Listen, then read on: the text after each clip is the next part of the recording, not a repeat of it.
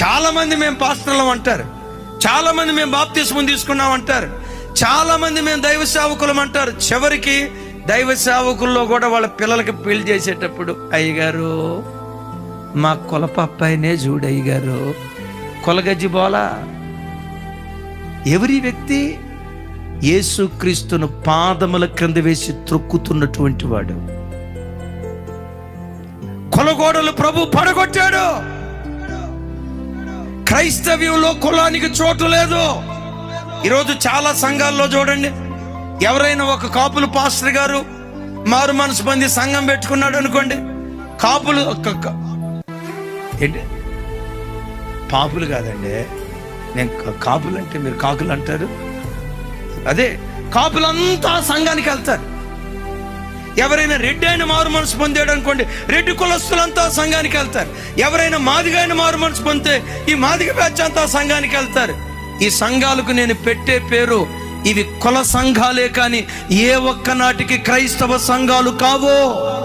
క్రైస్తవ సంఘాలు కులపు పునాది మీద కట్టబడకూడదు, అపోస్తుల ఉపదేశం మీద కట్టబడాలి. విశ్వాసులు కొందో లేదో నాకు తెలియదు కానీ నన్ను ఎవరేమనుకున్నా పర్వాలా, మా పాస్టర్లో చాలా మందికి టన్నులు టన్నులు ఉంటుందండి. త్రాసులో వేస్తే గొలుసులు దిగిపోవాల్సిందే. నా దగ్గర కూడా కొంతమంది వచ్చి అంటారు, అయ్యగారు మీరేంటి అయ్యగారు, మీరేంట్లు అంటారు. మేము కోంట్లు అని చెప్పాను.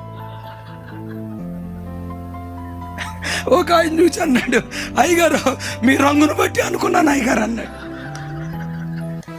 ఒరే పుణ్యాత్ముడా, నీకు ఇది అర్థమైందా? నీకు ఇది అర్థమైందా?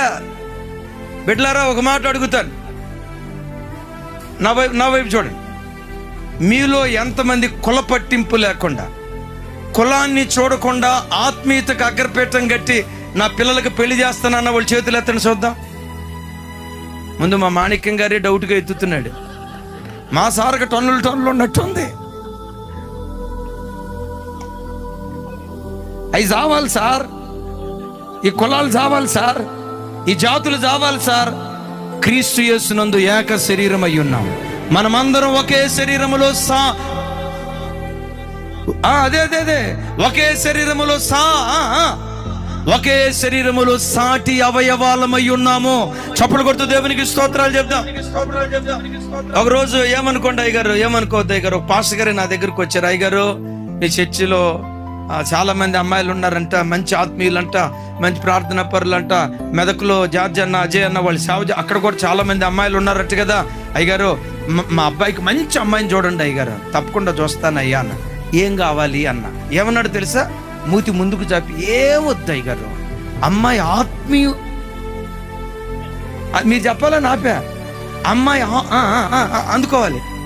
కొంతమంది మాటలు దేవదూతల్లాగా ఉంటాయి, వాడు ఒరిజినల్గా దెయ్యం. మాటలు మాత్రం యేసు ప్రభుకు చిన్న తమ్ముళ్ళలాగా చెప్తాడు. యేసు ప్రభు కూడా వాడు భక్తి చూసి, బాబోయ్ వీడు నన్ను మించిపోయిన భక్తి పరుడు అనుకుంటారు. అట్లుంటాయి కొంతమంది మాటలు.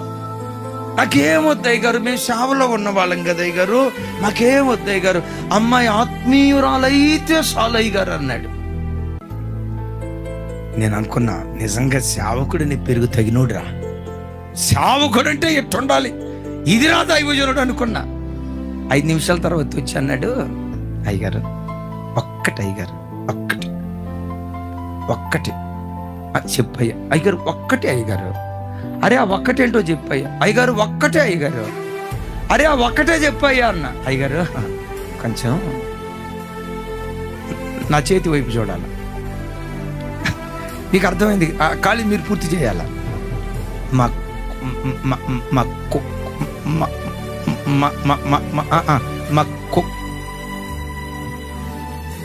వీడు కొలగజ్జి బాల, ఈడేం క్రైస్తవుడు, మరి బైబిల్ తీసుకొని తిరుగుతూ ఉంటాడు, నీ పాస్టర్ని అంటాడు.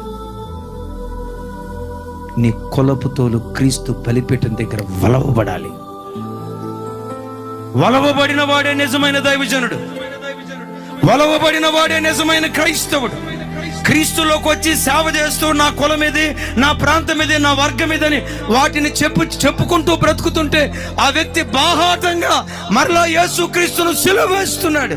సంగమా, యేసుక్రీస్తును సిలువ వేయకూడదు. విజయోత్సవంతో సిలువను ఊరేగించే ప్రజలుగా మనం బ్రతకాలి. చప్పలు కొడుతూ స్తోత్రాలు చెప్దాం. సార్ నేను అంత పెద్ద తీవ్రంగా ఆ రోజు ఆ మాట పట్టించుకోవాలి, సర్లే పోనేలే లోకం